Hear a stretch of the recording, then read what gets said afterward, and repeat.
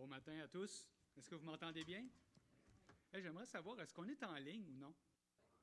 On est en ligne? Ah, d'accord, OK. Je ne vois pas la petite lumière. Habituellement, il y a une petite lumière qui... OK, bien, on est en ligne. Hey. Donc, j'aimerais souhaiter la bienvenue à ceux qui se sont joints à nous en ligne. Et aussi, bien, je vous souhaite à tous aussi plus cordial des bienvenus. Malgré les masques, je reconnais certains visages. J'aimerais simplement commenter un peu ce que votre pasteur dit. Je me répète, je sais que ça fait plusieurs fois que je viens ici, je suis invité souvent, mais j'aimerais dire que c'est vraiment une joie de pouvoir venir servir ici. C'est vraiment un privilège. Je me considère béni de savoir que j'ai ce privilège d'être avec vous encore aujourd'hui. Alors, ce matin, ce n'est pas différent. Mon cœur déborde bien sûr pour vous, puis j'espère que le Seigneur pourra, à travers ce qu'on va parler aujourd'hui, c'est très, très simple, mais c'est super prédominant dans l'Écriture. En fait, j'aimerais qu'on parle d'espoir. L'espoir le plus prédominant de toute l'Écriture. Et j'avais le goût d'introduire de cette façon parce que je me souviens que la personne qui m'a emmené au Seigneur chantait ça pour nous faire un peu rire, puis nous démontrer quelle est la chose la plus importante. Puis j'aimerais me servir d'un grand poète du Québec, que probablement, je dirais, la majorité le connaissent. Peut-être les plus jeunes en ont moins entendu parler, mais c'est Gilles Vigneault. Vous le connaissez probablement la plupart d'entre vous, hein? Bien oui. Gilles Vigneault, qui est quand même assez âgé, qui a entre 85 et 90 ans. Et c'est un poète, auteur, compositeur, chansonnier, on pourrait dire. Plusieurs chansons circulent encore, roulent, on entend de temps en temps. Mais il y en a une que j'aimerais juste une phrase, chanter une phrase seulement. OK? Je n'étais pas sûr si je le chanterais en ligne, mais je pense que je vais le faire quand même. Mais il dit, dans une de ses chansons qu'il a composées, « Mon pays, ce n'est pas un pays, c'est l'hiver. » C'est vrai, hein? Quel espoir, hein? L'hiver s'en vient, vous savez ça? Non, hein? Bon, on peut aimer l'hiver, mais il me semble que pas tout de suite, tu sais, on va avoir un petit break. Là, vous allez dire, mais c'est quoi le rapport? J'aimerais faire une version du Nouveau Testament, maintenant, et qui ressemble à ceci. Mon pays, ce n'est pas un pays, c'est le ciel. Ah oui, hein? C'est le ciel. En fait, la Bible dit qu'on est des étrangers et voyageurs sur la terre. Étrangers et voyageurs, c'est comme si notre véritable patrie, elle n'est pas ici. Nous, c'est sûr qu'en Amérique du Nord, on s'installe. Bien sûr. Bien, c'est correct. Mais en réalité, on est ici de façon temporaire. Et la façon dont l'Écriture nous parle du ciel, elle nous en parle comme quelque chose qui est à venir, à laquelle on aspire. Et en réalité, le fait qu'on appartient au Seigneur Jésus-Christ, on est des étrangers et des voyageurs sur la terre. Saviez-vous ça? De sorte que vous pourriez chanter aujourd'hui, « Mon pays, ce n'est pas un pays, c'est le ciel. Oui, en attendant, je suis ici. » Et Dieu soit béni pour les privilèges qu'on a d'être en Amérique et d'être au Québec en particulier. Mais en réalité, notre véritable pays, c'est le ciel. Vous êtes d'accord avec moi? Alors, j'aimerais poursuivre sur cette lancée. En fait, juste pour vous résumer, j'aimerais aller dans une continuité avec ce qu'on a vu le 11 avril et le 18 avril dernier, où on a parlé de ces moments qui parfois nous arrivent avec l'année de pandémie qu'on a connue, ces moments de mauvaises nouvelles. Hein, ça n'a pas été facile, zone rouge, les restrictions, les masques, les vaccins, les variants, on va tous s'en sortir. Puis là, finalement, là, on commence à entrer dans une période où les nouvelles sont meilleures. Puis en plus, pour les amateurs de hockey, Canadiens, hier, remporté ce 6e match. On pensait que c'était leur funérailles hier, mais finalement, ils ont remporté ce match. Les nouvelles sont bonnes. Mais il reste quand même que le Seigneur Jésus a donné plusieurs paroles d'encouragement. On en a regardé 2, tirées du chapitre de l'Évangile de Jean 13 et 14, pour vous mettre en contexte très rapidement. En fait, c'est lors du moment du dernier repas de Jésus avec ses disciples, et les disciples apprennent des mauvaises nouvelles. Même s'ils avaient peut-être déjà entendu certaines choses, je pense qu'ils ne l'avaient pas pleinement réalisé au moment où c'était le temps. L'heure était venue. Et le Seigneur leur apprend, en Jean 13, leur apprend premièrement qu'il y a un traître parmi eux. Parmi les disciples se regardent, voyons donc, ça n'a pas de bon sens, un traître, ça fait des années, 3 ans ou à peu près qu'on est ensemble, on se connaît, ça ne se peut pas qu'il y ait un traître parmi nous. Oui, Jésus l'a dit, il y a un traître parmi vous. Alors, c'est une mauvaise nouvelle, c'est un peu un choc de penser que, voyons, ça ne se peut pas. Là, les mauvaises nouvelles continuent. Ou un peu plus loin, dans Jean 13 aussi, Jésus leur annonce il leur dit, écoutez, il dit, je ne suis plus encore pour longtemps avec vous. On va devoir se séparer. Ah là, c'est le choc. Voyons. Et si on se met dans le contexte des disciples, ça fait 3 ans qu'ils vivent avec lui. Ça fait 3 ans qu'ils partagent, qu'ils le voient agir. Ils l'ont vu guérir des malades, ressusciter des morts, nourrir des foules, calmer la tempête, dire des paroles comme personne n'a dites. Personne n'a dit. Et là, Jésus leur annonce, on va devoir maintenant se séparer. Alors, c'est le choc. C'est le choc. Puis si on continue un peu plus loin, l'apôtre Pierre, qui dit, « Ah, Seigneur, moi, je vais aller jusqu'au bout avec toi. » Non, Jésus leur annonce, « Pierre, Simon, tu vas me renier. Tu vas me renier. » Écoutez, là, Pierre, un leader, c'est pas une bonne nouvelle, là. T'sais, voyons, c'est comme, pensez-moi, est-ce qu'on rêve? Est-ce que c'est vrai? Ou est-ce que c'est un cauchemar plutôt? T'sais? Et c'est dans ce contexte que Jésus va leur donner 7 paroles. Bien, il y en a peut-être plus, comme j'avais mentionné au mois d'avril.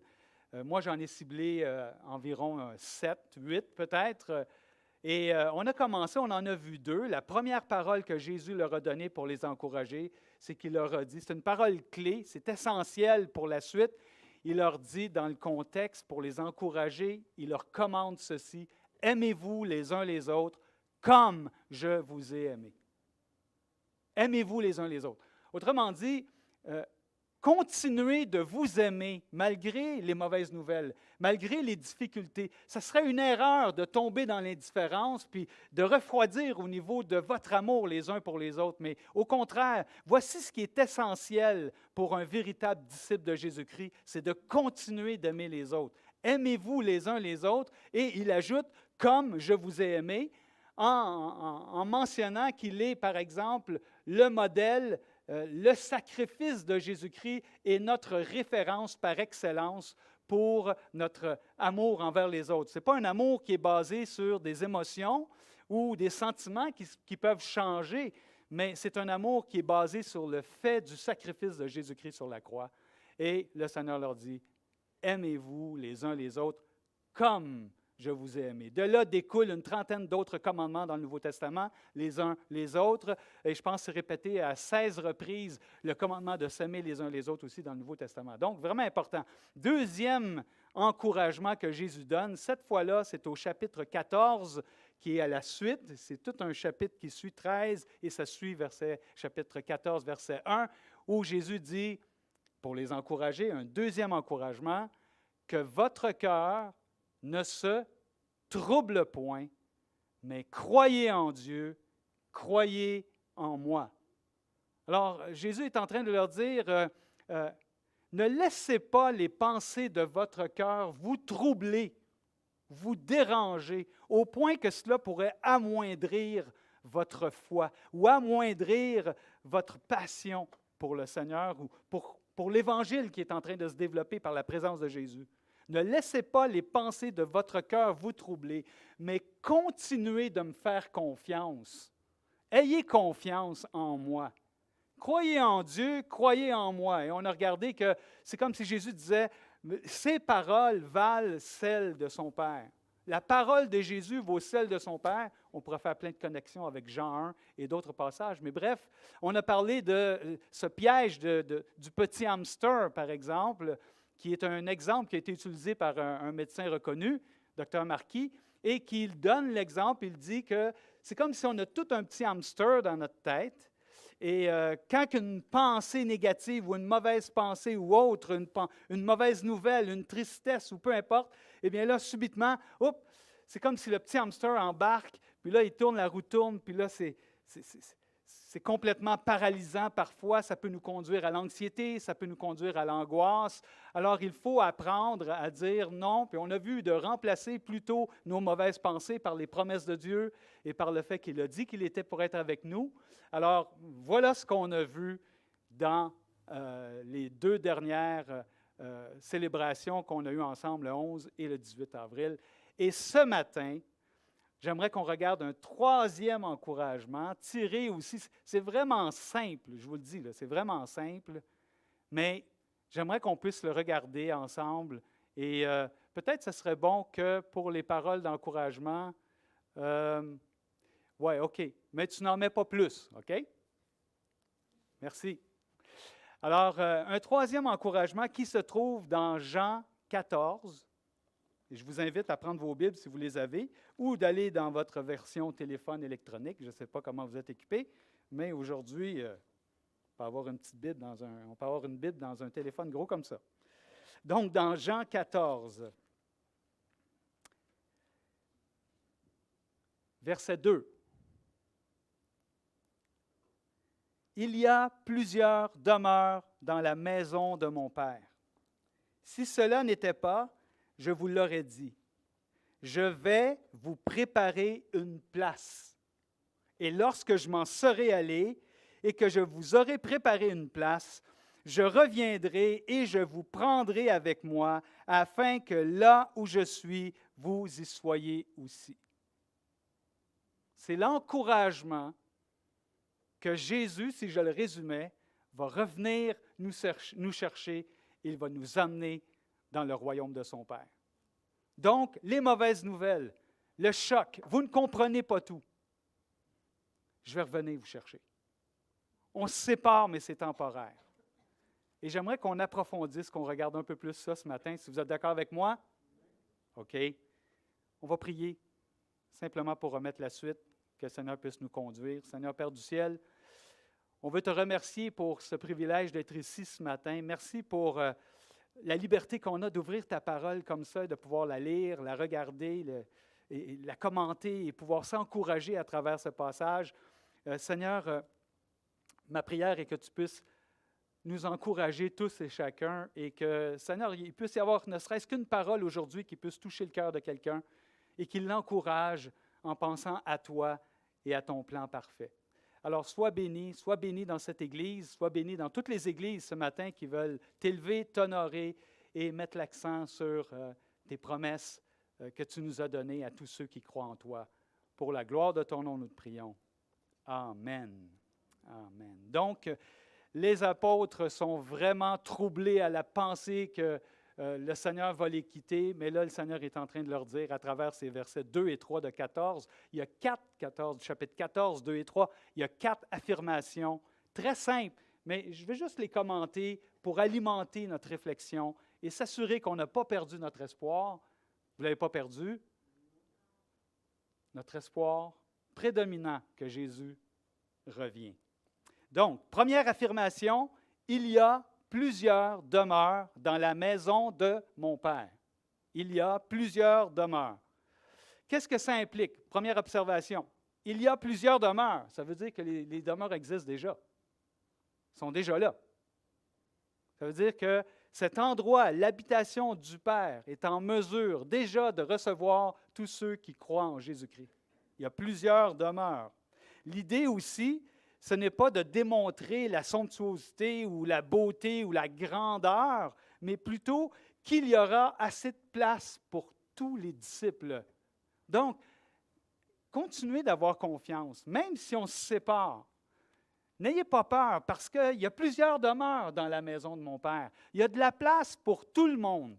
Tous ceux qui ont placé leur confiance en Jésus-Christ ont une place qui est là. Il y a des demeures à profusion. Comment ça va être? Comment ça se passe? C'est difficile à décrire.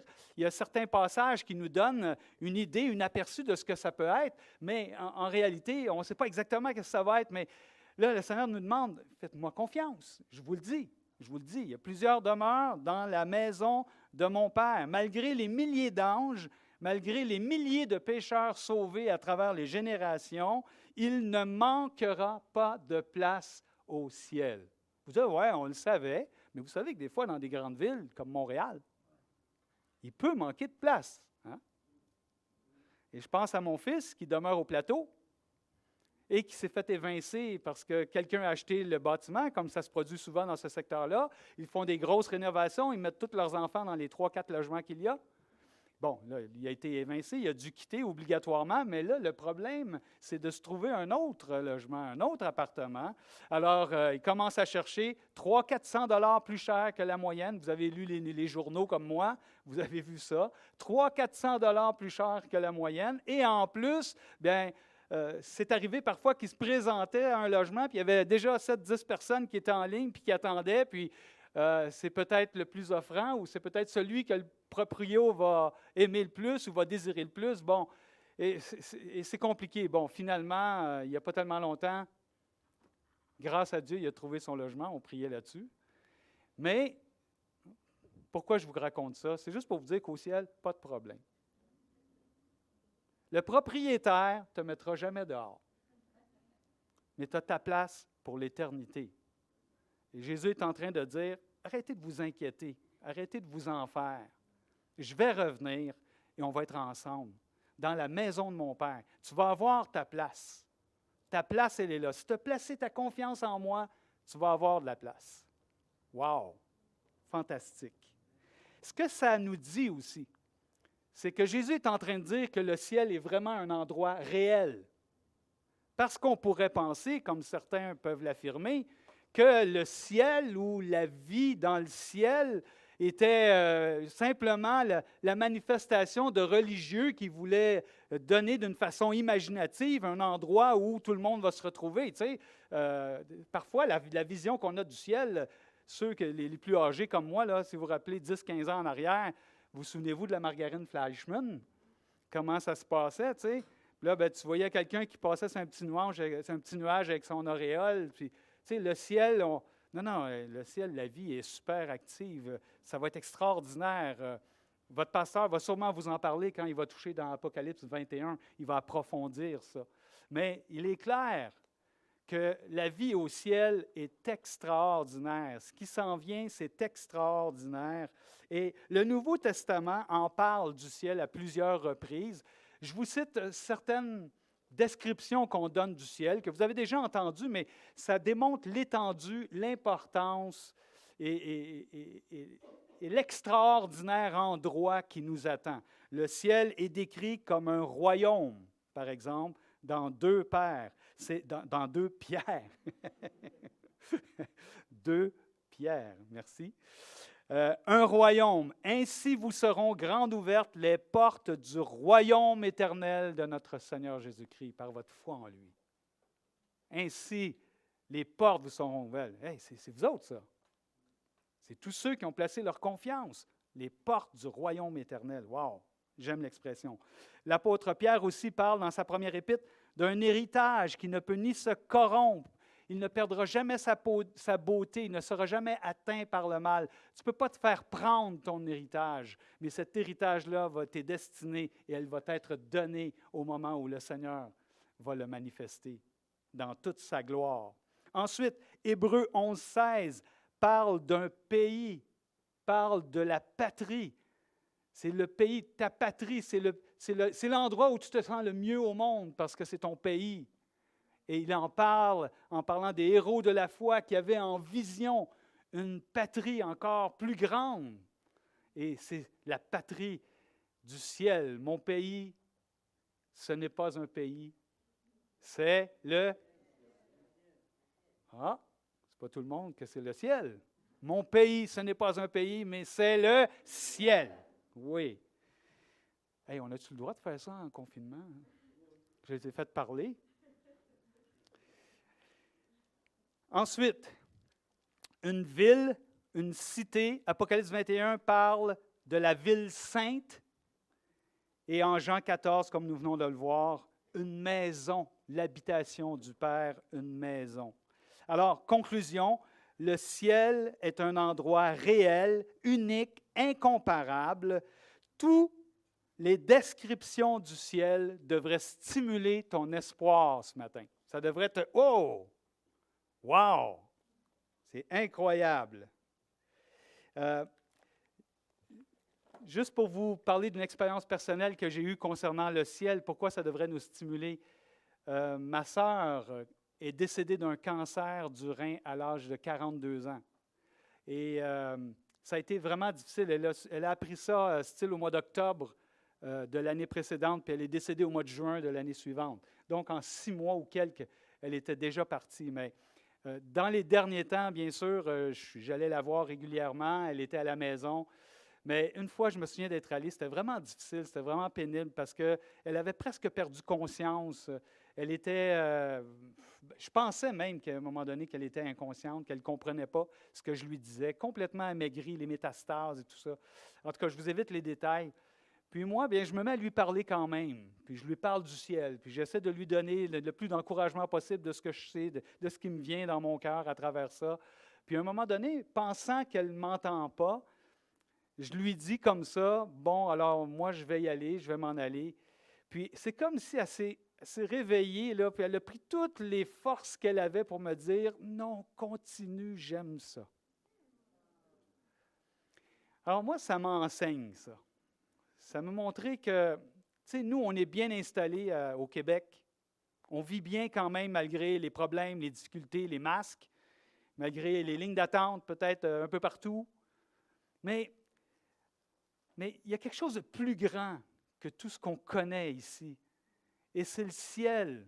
Et si on était peut-être comme dans certaines régions du monde où ceux qui ont la foi, ceux qui ont mis leur confiance en Jésus-Christ sont persécutés, ou encore vivent des moments très difficiles, des moments pénibles, comme en Russie, par exemple, après trois quarts de siècle d'oppression, les chrétiens dans une certaine région, je pense que c'était la Sibérie. C'est John MacArthur qui raconte ça. John MacArthur a écrit plusieurs livres, sûrement que vous en avez déjà entendu parler. Mais il mentionne qu'il était allé là-bas pour enseigner, puis ce qu'on lui a demandé, c'est « Veux-tu nous enseigner sur le ciel et la gloire du ciel? » Et selon le témoignage de John MacArthur, pendant qu'il enseignait, il voyait les gens pleurer de joie, qui entendaient les beautés du ciel tirées de l'Écriture, je ne sais pas quel verset il a pris, mais partageant, enseignant sur ce ciel, ces moments de gloire qui s'en viennent pour ceux qui ont placé leur confiance en Jésus-Christ. Notre place est vraiment garantie au ciel. C'est une assurance. C'est le Seigneur Jésus qui le dit, ce n'est pas l'apôtre Paul. Ce n'est pas moins important parce que le Nouveau Testament, bien sûr, est inspiré. Mais là, c'est le Seigneur ici qui le mentionne. Et lorsqu'on regarde aussi d'autres passages, je pense à l'Apocalypse, je ne peux pas développer parce que je sais que votre pasteur va le faire, mais je veux juste mentionner qu'il y a ce passage où il est dit qu'il n'y aura ni deuil, ni cri, ni douleur, ni souffrance. Il va essuyer les larmes de nos yeux. C'est ce que le passage dit. Ni deuil, ni souffrance, un monde sans mort, un monde sans pleurs, un monde où il n'y aura plus de douleur quelconque, que ce soit des douleurs intérieures, des douleurs émotionnelles ou des douleurs physiques ou des douleurs en raison de toutes sortes de circonstances dans lesquelles on est exposé à cause de notre vie sur Terre. Il y a un moment où on va se retrouver dans cette ville céleste où il n'y aura plus de mort. Il n'y aura pas de cimetière au ciel. Il n'y aura pas il y aura pas de salon funéraire. Parce que la mort n'existera plus. Ça va être terminé. C'est la vie pour l'éternité. Pas de poste de police, pas de poste de pompier, pas besoin de système d'alarme. Tu vas pouvoir laisser tes portes débarrées, tes fenêtres ouvertes. Bien sûr, c'est une image, mais c'est pour nous démontrer que d'être dans la présence de Jésus. Pour toujours. C'est quelque chose qui va être extraordinaire. Et là, ce que le Seigneur dit en introduction, c'est sûr que moi j'ai développé, mais il est en train de leur dire, « Hey, il y a plusieurs demeures dans la maison de mon Père. Tout le monde va avoir sa place. Si tu places ta confiance en moi, ayez foi en Dieu, ayez foi en moi. Tout le monde va avoir sa place. » Wow, quel encouragement. Je conclus cette première affirmation en parlant de Murray Héron. Je ne sais pas si je vous l'ai déjà cité ici, parce que je suis venu quand même de nombreuses fois dans les 5-6 dernières années. Mais je vais vous le répéter parce que moi, ça m'a marqué, puis quand je le relis, ça me touche encore. J'étais au camp des bouleaux, justement, où Murray Héron était l'enseignant et nous, on faisait la musique. Et Murray Héron, pour ceux qui ne connaissent pas, c'est un missionnaire pionnier au Québec qui vient d'Ontario et qui a vraiment, il est venu défricher le terrain littéralement. Et il aimait beaucoup les Canadiens français, comme il disait. Puis aujourd'hui, il est avec le Seigneur, bien sûr. Il a été pasteur à Montréal, il a implanté, en tout cas, très connu dans le milieu. Et il était là comme enseignant, je pense qu'il avait 80 ou quelque chose comme ça. En tout cas, il était assez âgé. Puis il nous a dit à un moment donné, il dit, un jour, vous allez entendre dire, quelqu'un va vous dire que Murray Héron est mort. Et il ajoute, ne le croyez pas, Murray Héron n'est pas mort, il est déménagé. Déménagé dans le royaume céleste. Je parlais à votre super Michel, là, celui qui joue de la guitare là, avec une barbe. Là. Puis là, il était un peu essoufflé. Il a travaillé très fort là, cette semaine parce qu'il me disait qu'il a déménagé finalement. Il a fallu refaire les planchers, il a fallu peinturer, tirer, jouer. En tout cas, il en a eu plein les bras, c'était évident. Puis là, il était comme fatigué. Je ne sais pas s'il est en ligne, mais s'il est en ligne, je le salue, Michel. Puis, il me racontait que, là, c'est la dernière fois, il ne déménage plus. Mais jusqu'au moment où il va partir avec le Seigneur. Alors oui, tu vas devoir, si tu penses que tu ne déménageras plus, il va y avoir un dernier déménagement. Et ce dernier déménagement, tu vas te retrouver dans les demeures du Seigneur. Tu t'en vas là. Écoute, si tu as placé ta confiance, je dis si tu as placé ta confiance parce que c'est ce que le Seigneur mentionne, mais il va y avoir ce dernier déménagement, mais quand tu vas être déménagé là, c'est fini, tu ne déménageras plus jamais. Pour l'éternité. C'est pas merveilleux, ça? Hein? Et là, ceux qui déménagent le 1er juillet, là, ils écoutent ça, puis j'ai-tu hâte que ça soit fini, le déménagement. Donc, première affirmation, il y a plusieurs demeures dans la maison de mon Père. Deuxième affirmation, où il est dit à la suite, si cela n'était pas, je vous l'aurais dit, je vais vous préparer une place. Je vais vous préparer une place. Ça veut dire quoi? Il va nous préparer une place. On pourrait imaginer Jésus avec un casque de construction, le charpentier qui, après la croix et la résurrection, s'en va au ciel, puis il s'en va bâtir tout ça pour nous accueillir tout le monde. Mais l'idée, plutôt ici, dans ce passage, selon les commentateurs, l'idée est que Jésus nous prépare une place par le fait qu'il est allé sur la croix. Comment il nous prépare la place? Comment il a préparé une place à ses disciples et à tous ceux qui croient en lui? C'est à travers son sacrifice sur la croix. C'est ce qui a fait que la place est préparée. De sorte que la seule garantie que j'ai d'avoir ma place, si je m'arrête à cette parole, c'est de mettre ma confiance en Jésus-Christ, qui, lui, a payé le prix. Les Actes des Apôtres, aussi, dans Actes 4, 12, il n'y a de salut en aucun autre, car il n'y a sous le ciel aucun autre nom qui nous a été donné parmi les hommes, par lequel nous devions être sauvés. Donc, il est parti, en fait, il n'est pas parti, je vais vous préparer une place. Et ce qui a suivi à la suite de ce grand entretien très intime, et le but des encourager, ce qui a suivi après cela, c'est la croix de Jésus-Christ. Et le Seigneur a préparé le terrain pour qu'ils puissent, les disciples, avoir cette place qu'il a promis. Wow! La croix prépare notre place. Les chrétiens peut-être un peu plus âgés se rappellent de cette chanson que Richard Troupin a interprétée, « Les marques dans les mains de Jésus », où il disait que les seules choses là, en parlant du ciel, les seules choses dans le ciel faites de main d'homme sont les marques dans les mains de Jésus. Il n'y a rien d'autre qui a été fait par les hommes au ciel, sinon que les marques dans les mains de Jésus. Parce que Jésus nous a préparé la place. Notre réservation est garantie. C'est pas extraordinaire, ça? Jésus a payé toute la facture. Tout est payé. Toute dépense payée au ciel. C'est pas extraordinaire, ça? Pas d'impôt en passant au ciel. Ça, c'est pas dans mes notes, ça vient de me venir comme ça, là. Mais, juste pour vous illustrer ce que, d'une façon banale peut-être, humaine, mais pour nous aider à saisir, c'est, imaginez là, que je vous offre de vous envoyer à votre endroit préféré dans le monde, de votre choix, en vacances pendant 1 an ou 2, par exemple. Je vous offre ça, là. Là, vous choisissez votre endroit. Alors, j'imagine qu'on n'a pas toutes la même place, hein? Mais imaginez que là, je vous dis, OK, moi, là, je paye toutes les dépenses, toute la facture, nourriture, logement, loisirs, tout ce que tu veux est payé. Tu sais? Le billet d'avion est payé aussi. C'est pas merveilleux? Hey, c'est le fun.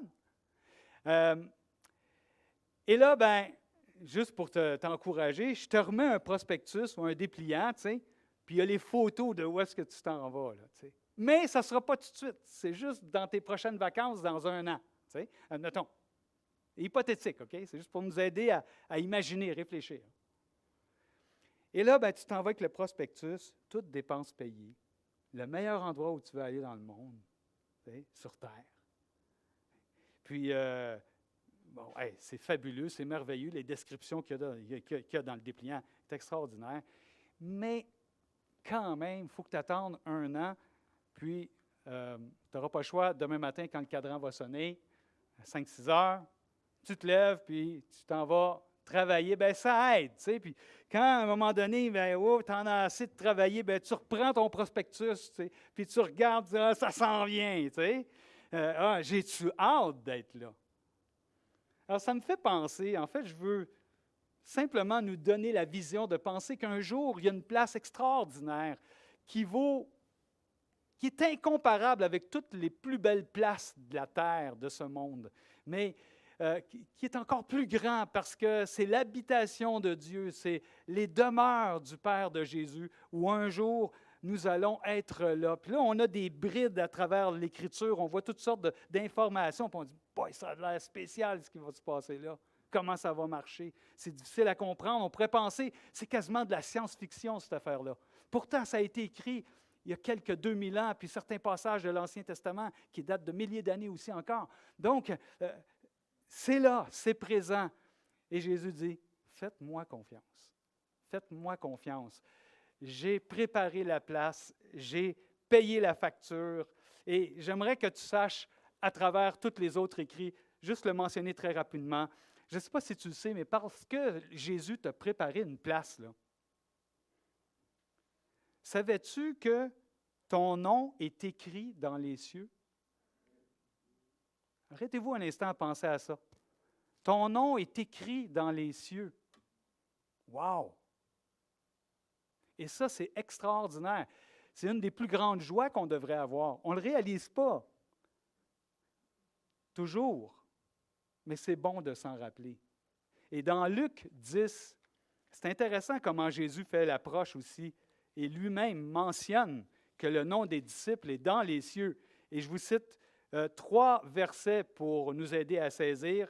Et le premier, dans Luc 10, au verset 9, il dit, en envoyant ses disciples dans les villes aux alentours, il leur dit, « Guérissez les malades qui s'y trouveront et dites-leur, le royaume de Dieu s'est approché de vous. » Et un peu plus tard, les disciples s'en vont dans les villes, ils reviennent au verset 17, les 70 revinrent avec joie, disant, « Seigneur, les démons même nous sont soumis en ton nom. » Wow! On avait comme la puissance spirituelle. Il s'est passé des guérisons. On a vu des démons qui étaient soumis parce qu'on mentionnait ton nom. Et Jésus leur dit, au verset 20, « Ne vous réjouissez pas de ce que les esprits vous sont soumis, mais réjouissez-vous de ce que vos noms sont écrits dans les cieux. » Autrement dit, qu'est-ce qui est le plus important? Qu'est-ce qui devrait me donner le plus de joie? La puissance, les pouvoirs spirituels qui étaient en particulier pour les disciples, parce que c'était une période où l'Évangile prenait racine sur terre à travers le ministère de Jésus et des apôtres. Les pouvoirs spirituels ou la puissance spirituelle, qu'est-ce qui est le plus important? Ou le fait que mon nom est écrit dans les cieux. Et Jésus leur dit, voici la plus grande joie que vous devez avoir. Pas la puissance spirituelle, mais que votre nom est écrit dans le ciel. Votre nom est écrit dans les cieux. Wow! Extraordinaire. Philippiens 4 nous parle du livre de vie. Je vais tenter d'aller plus vite. Nous parle du livre de vie. Ton nom est écrit dans le livre de vie. Le livre de vie est mentionné dans l'Ancien Testament, dans le Nouveau Testament. Il y a quelques nuances à faire entre les deux. On va se concentrer sur le Nouveau Testament. Le livre de vie où, entre autres, Paul parle de fidèles collaborateurs et il les identifie comme leurs noms sont dans le livre de vie en Philippiens 4, 3. Et un peu plus loin aussi dans l'Apocalypse, à qui appartient ce livre de vie? C'est qui le propriétaire? Et dans Apocalypse 21, 27, le livre de vie appartient à l'agneau. C'est le livre de vie de l'agneau. Pourquoi c'est le livre de vie de l'agneau? Parce que si on peut entrer dans le royaume de Dieu même, c'est parce que l'agneau a subi à notre place, il a reçu la condamnation, il a accompli notre rachat, selon les détails qu'on trouve dans l'Évangile, de manière à ce qu'on puisse être sauvé. Il a payé la dette de nos péchés, une expression que vous avez sûrement déjà entendue. Donc, le livre de l'agneau, le livre de vie, c'est le livre de vie de l'agneau, et il est dit au verset 27, qui va pouvoir entrer? Il n'entrera que ceux qui sont écrits dans le livre de vie de l'agneau. Intéressant. Le fait d'avoir son nom écrit dans le livre de vie de l'agneau ne dépend pas de mes mérites, mais des mérites de l'agneau. C'est le livre de vie de l'agneau. Extraordinaire. Vous ne trouvez pas? Hey! Imaginez ce qui nous attend, là. Ce qui s'en vient. Ensuite aussi, Hébreux 12 emploie l'expression « des premiers-nés inscrits dans les cieux ». Les premiers-nés inscrits nous parlent de registre, ça nous rappelle le registre. Il arrivait dans des villes un peu plus grandes dans l'Antiquité qu'il y avait des registres. Les citoyens de la ville étaient inscrits dans un registre et ceux qui sont propriétaires vivent la même chose. Et si vous avez oublié ça, bien, votre compte de taxes va rentrer à un moment donné, puis vous allez vous souvenir que vous êtes inscrit aussi dans les registres de la ville. Je blague, bien sûr, quoique c'est la vérité. Ça veut dire, du point de vue céleste, ton nom est inscrit et tu ne perdras jamais tous les privilèges et ton identité céleste. Ton nom est inscrit. Et même dans Éphésiens, on n'a pas le temps de tout développer, mais on pourrait voir où il est écrit, dans Philippiens, 3:20, nous sommes citoyens des cieux. Tu es un citoyen à part entière. C'est-à-dire que tous les privilèges associés à ta citoyenneté t'appartiennent, ils sont à toi, tu peux en bénéficier. Tous les privilèges du ciel t'appartiennent. Non, mais tu sais, écoutez, là, qu'est-ce que vous voulez de plus ce matin? Le Seigneur fait ça. C'est ce que sa parole dit, en tout cas. Ton nom est inscrit dans le registre de la ville. Ton nom est inscrit dans le livre de vie. Ton nom est dans le pays céleste, la patrie céleste. C'est extraordinaire. Ton passeport pour le ciel, tu l'as en Jésus-Christ. C'est ton passeport. Il n'y aura pas de problème de douane au ciel. quand tu vas arriver, bien, tu vas pouvoir dire, j'ai mon passeport, j'ai placé ma confiance. Jésus a payé ma place. La facture a été payée, tout est payé, tout est arrangé, et il me l'offre gratuitement, par sa grâce, simplement de choisir de lui faire confiance. Voilà le message de l'Évangile. Tu as ton passeport pour le ciel. Tu es citoyen du ciel. Maintenant, troisième affirmation. On revient dans Jean maintenant.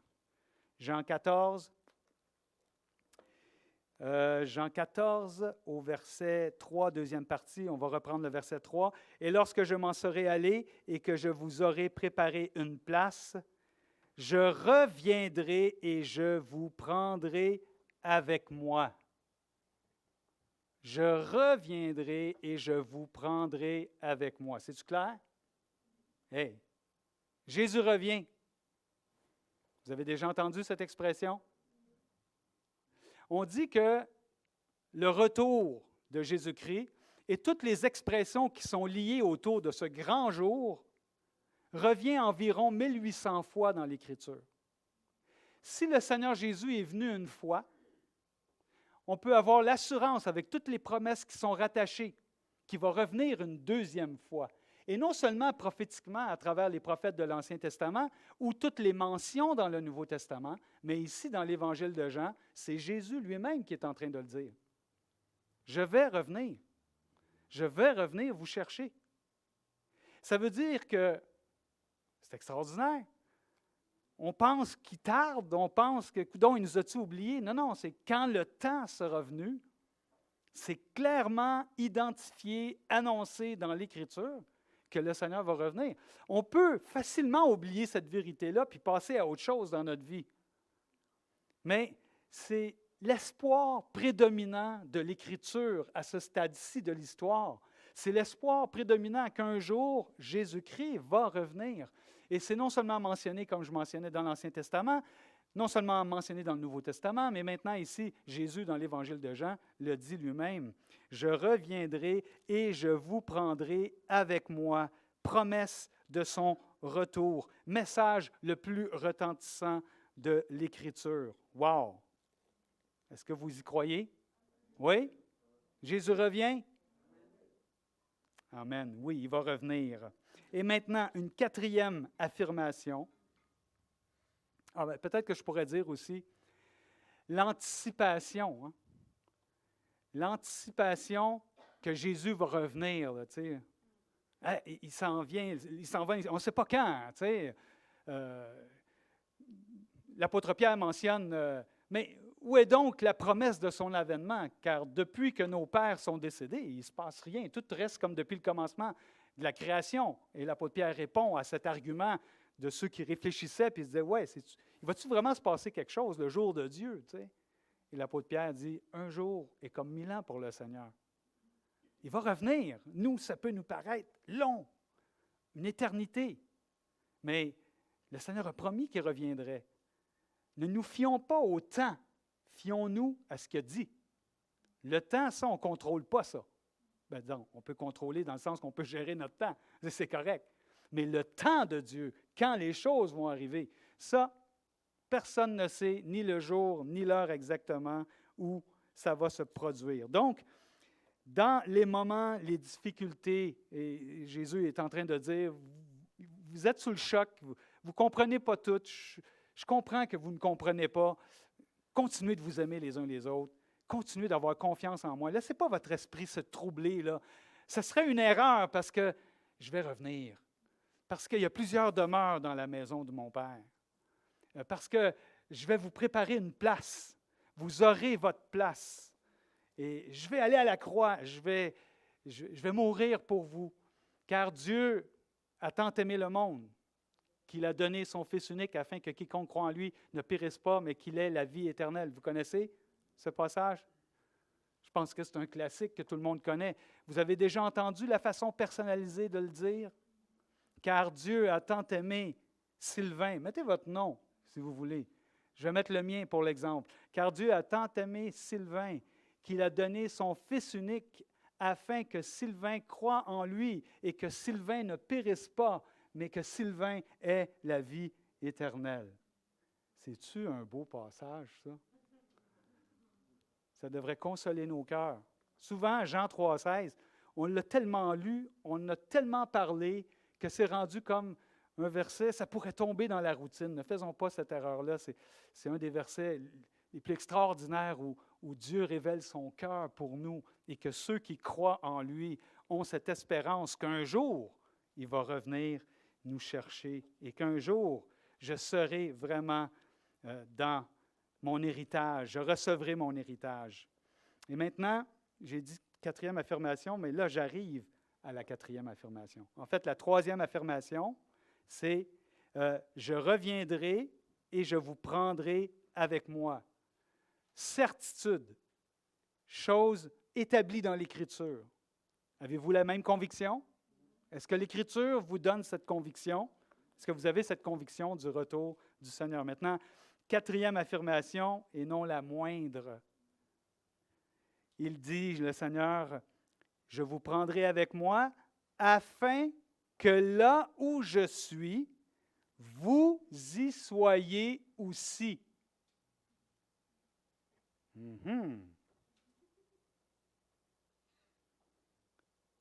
Un jour, on va se retrouver. La séparation qu'on doit vivre maintenant, c'est comme si Jésus leur disait, la séparation est temporaire. Je comprends le choc que ça peut vous donner, que c'est difficile. Nous, on fait des illustrations, on peut faire l'illustration pour nous, des applications avec nos mauvaises nouvelles à nous, qui sont différentes de, par exemple, ce que les apôtres ont vécu. On comprend que le contexte est différent. Les applications qu'on peut faire, c'est que nous, dans nos mauvaises nouvelles, on a l'impression qu'on est séparé du Seigneur, quoi qu'on ne l'a jamais vu, parce qu'il faut dire que le Seigneur est toujours là. Dans Matthieu 28, il est dit « Je suis avec vous tous les jours jusqu'à la fin du monde ». Donc, les disciples ont perdu sa présence visible, mais n'ont jamais perdu la présence invisible du Seigneur. Sauf que, quand tu as été 3 ans avec le Seigneur dans la présence visible, puis subitement, il n'est plus là, maintenant, Jésus nous amène un peu plus loin dans un pas de maturité, puis dire « Faites-moi confiance, je suis toujours là, je suis avec vous tous les jours jusqu'à la fin du monde ». Mais c'est l'anticipation de voir aussi, parce que n'en demeure pas moins que lorsque le Seigneur va revenir, ça va être vraiment dans une dimension différente. Il est venu comme un agneau, il va revenir comme un conquérant, et il va revenir nous chercher premièrement, n'est-ce pas? Et ça, c'est notre anticipation. Le Seigneur revient nous chercher. Wow! C'est pas extraordinaire? Pensez-y. C'est extraordinaire. Et voici l'exemple qui me vient à l'esprit quand je pense à ça. C'est ma petite fille. Ma petite fille, Olivia. Là, elle est rendue à 4 ans, elle s'en va sur son 5. Là. Mais quand, l'année passée, parce que la pandémie, ça a tout modifié les choses, on a souffert pas mal, comme la plupart d'entre vous, ceux qui ont des enfants ou des parents ou des personnes chères, on n'a pas pu les voir comme on aurait voulu. Mais en tout cas, mais ma petite fille, un jour, on avait préparé le terrain, puis on lui avait dit, « Papi et mamie vont aller te chercher, puis tu vas venir avec nous, on va manger ensemble, on va écouter un bon film ensemble, puis tu vas faire dodo chez papi et mamie, puis on va jouer, puis tout ça, puis le lendemain, ben, tu retourneras chez toi. » Tu sais?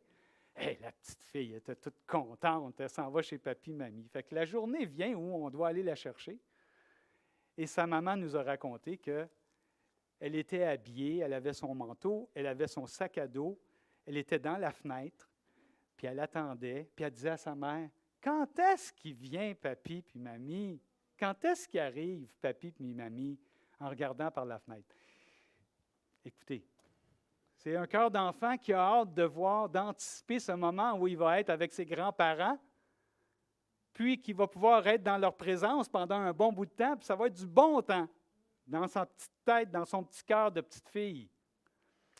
Ça me fait penser à ce bon temps qui s'en vient avec le Seigneur. Pourquoi pas nous aussi avoir la tête dans la fenêtre? C'est une image, là, tu sais, passez pas toute votre journée à... Mais vous comprenez ce que je veux dire? D'anticiper le Seigneur Jésus, son retour. Parce que la foi, c'est ça qui qui ouvre la clé de tout notre espoir. J'ai confiance que Jésus-Christ va revenir. J'ai confiance, je sais qu'un jour il va venir parce qu'il l'a dit à plusieurs reprises, c'est mentionné dans l'Écriture. Et j'ai choisi de mettre ma confiance en lui et je peux anticiper que des choses extraordinaires s'en viennent. On a vu récemment, je pense, cet hiver, je vous ai parlé, ou l'année passée, je ne me rappelle pas, mais je vous ai parlé de cette transformation que le Seigneur va faire avec nous. Qu'un jour, nos corps seront transformés. On va récupérer notre corps. C'est-à-dire, il va nous être donné notre corps spirituel, notre corps transformé. Ça fait partie de la vie éternelle, la vie dans la sphère céleste et tout ce qui s'en vient, tout ce qui a été promis pour nous. Il y a une multitude de choses sur lesquelles, c'est comme si le petit pamphlet, le petit dépliant, pas pamphlet, mais dépliant, le petit dépliant, là, c'est comme, je tourne les pages, puis ça n'arrête pas, il y a toujours des petites choses qui s'ajoutent dedans. Aïe, aïe, aïe, ça s'en vient. C'est incroyable, c'est incroyable. Mais en attendant, je veux persévérer, garder la foi, avoir confiance. Le Seigneur n'est pas moins vivant parce qu'il n'est pas encore revenu, mais en son temps, il va venir. Et on va pouvoir le voir tel qu'il est. C'est ce que l'apôtre Jean dit. Nous le verrons tel qu'il est. Il va revenir certainement chercher son Église. Il va revenir chercher ceux qui ont mis leur confiance en lui. Mais même, l'Apocalypse nous parle que tout œil pourra le voir. Tous genoux fléchiront devant lui un jour. Alors, ça va être grandiose au niveau de la gloire qui sera accordée à Jésus-Christ. Mais ça va être grandiose au niveau de notre héritage, au niveau de tout ce que le Seigneur va nous accorder, de la vie éternelle, de cette demeure céleste qui s'en vient, de cette vie tout à fait nouvelle, transformée, de cette vie où le mal n'existera plus. Donc, la bonne nouvelle, aucun disciple qui a placé sa confiance en Jésus-Christ ne sera exclu. Et je portais à vous dire, où est-ce que tu en es personnellement? Si peut-être que tu hésites encore, peut-être certains d'entre nous ont plus ou moins d'assurance, je ne sais pas où j'en suis avec le Seigneur Jésus-Christ. Pourquoi pas faire ce pas aujourd'hui? Pourquoi pas lui dire, OK Seigneur, moi je veux te faire confiance, je veux me tourner vers toi. Montre-moi ce que tu veux exactement, afin que là où tu es, j'y sois moi aussi. L'apôtre Paul, et je vais conclure avec ce verset, dans 1 Thessaloniciens 4, 17, ce qu'on appelle le passage où il parle de l'enlèvement de l'Église. Et c'est intéressant, le Seigneur Jésus dit dans Jean 14, comme on vient de le voir, au verset 3, il dit, je vais revenir vous chercher afin que vous soyez avec moi là où je suis. On va être toujours ensemble. Quand ça va arriver, là, on va toujours être ensemble dans cette nouvelle dimension que je vous ai préparée. Et l'apôtre Paul, dans 1 Corinthiens 4, où il parle du son de la trompette, je peux lire au verset 16, « Car le Seigneur lui-même a un signal donné à la voix d'un archange, au son de la trompette de Dieu, descendra du ciel, et les morts en Christ ressusciteront premièrement. Ensuite, nous, les vivants, qui serons restés, nous serons tous ensemble, enlevés avec eux sur des nuées à la rencontre du Seigneur dans les airs. Et ainsi, nous serons toujours avec le Seigneur. » Wow! Et il termine ce passage en disant, « Consolez-vous donc les uns les autres par ces paroles. » Oui, il y en a qui sont morts. Oui, il y a des épreuves. Oui, il y a des mauvaises nouvelles. Oui, il y a toutes sortes de choses qui arrivent. Mais savez-vous, un jour, on va être avec le Seigneur. C'est ce qu'il dit. Tous ensemble, pour toujours. Ne trouvez pas que ça nous fait penser à ce que Jésus est en train de dire dans Jean 14? Oui, il y a plusieurs demeures dans la maison de mon Père. Si cela n'était, je ne vous l'aurais dit. Je vais vous préparer une place, et quand je vous aurai préparé une place, je reviendrai vous chercher, afin que là où je suis, vous soyez avec moi. Wow! Et on sera pour toujours avec le Seigneur. Alors, écoutez, il y a des bonnes nouvelles, mais on sait que la vie est comme ça. Les mauvaises nouvelles ne sont pas finies. Il va y avoir encore des choses qui vont nous bousculer. Il va y avoir encore des choses qui vont nous déranger, peut-être qui vont nous troubler, peut-être qui vont nous rendre anxieux, peut-être qui vont nous donner, je ne sais pas moi, des mauvaises pensées ou des choses, mauvaises pensées dans le sens des pensées qui nous font du mal ou qui nous rendent tristes ou qui nous rendent anxieux ou angoissés. Mais un jour, le Seigneur va être avec nous. Alors, aimez-vous les uns les autres comme le Seigneur nous a aimés. Gardez confiance au Seigneur. Ne laissez pas des pensées vous troubler. Puis rappelez-vous que le Seigneur va revenir. Il va revenir nous chercher. On va être avec lui pour toujours. Mon pays, ce n'est pas un pays, c'est le ciel.